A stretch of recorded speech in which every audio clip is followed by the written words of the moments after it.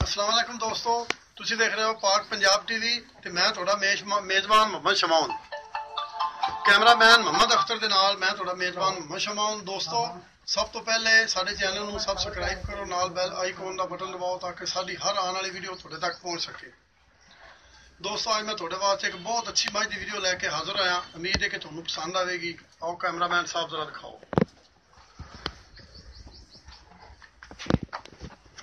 मुठ भर थान बेहतरीन मझ ते चंगी मझ, चंगा चड्डा, चिट्टियां अखां दी, कुंडे सिंह, चंगी बेहतरीन मझ, चंगी ते सोहनी।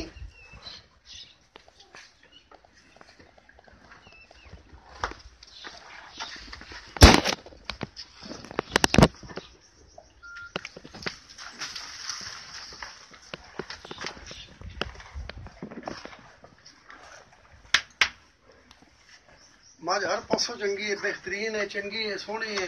बिल्कुल इंशाअल्लाह साडे भरावां नूं पसंद आवेगी। चिट्टियां अखां दी मझ बेहतरीन ते चंगी। अच्छे दी कैमरामैन साहब आ गए।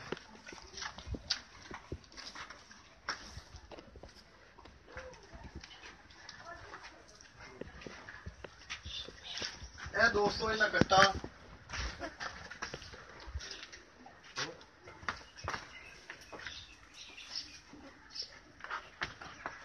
बेहतरीन ते चंगा सोहना कट्टा है मगर।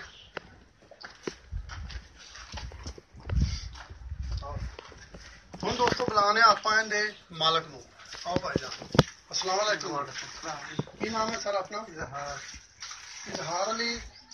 ते मझ अपनी कितने सूए? तीसरे सूए। ये अपनी घर जम्मे या खरीदी किधरों? ये घर जम्मे। अच्छा, अपनी आप की नस्ली घर जम मझ है। ते एक टाइम दा दुध नस्लो कितना चोण देता है हुण इस टाइम? इस टाइम ते 4 सेर बोले दा चोई जाने। अच्छा, 4 टाइम बोला देंदी पई। तेनू दिन कितना सूई? दूसरा दिन है जी। अच्छा जी, दूसरा दिन अज इनू सूई नूं है, वो तो कट्टा ही कह रहे। हां जी। ते ये देंदी पई हैगी दुध 4 किलो सुबह, 4 किलो शाम बोला देंदी पई। पिछले सूए तुसीं इनू चोंदे रहे हो, कितना देंदी रही? 9-10 सेर देंदी रही पिछले सूए। अच्छा, 9-10 किलो एक टाइम। हां जी, ठीक हो गया। यानी 9-10 किलो नस्ली माल। ठीक हो, नहीं मझ चंगी ते इन्हां हुण की इन्हां बाजी 240 डिमांड है। 2,40,000 रुपये की डिमांड है। साडा कोई दोस्त भरा खरीदना चाहता है, प्यार मोहब्बत कर लोगे? कर लवांगे, कोई वेख विखा के। ठीक है जी, इंशाअल्लाह। दोस्तों 2,40,000 रुपया भाई इजहार राणे का मुल किया है, विचों प्यार मोहब्बत कर लैणगे। जिस साडे भाई नूं पसंद आना साडे नाल राबता करे। साडा नंबर लग्या डिस्क्रिप्शन दे विच 0304 399 539। इस नंबर साडे नाल राबता कर सकते हो। मिलने अगली वीडियो ते। अल्लाह हाफिज़।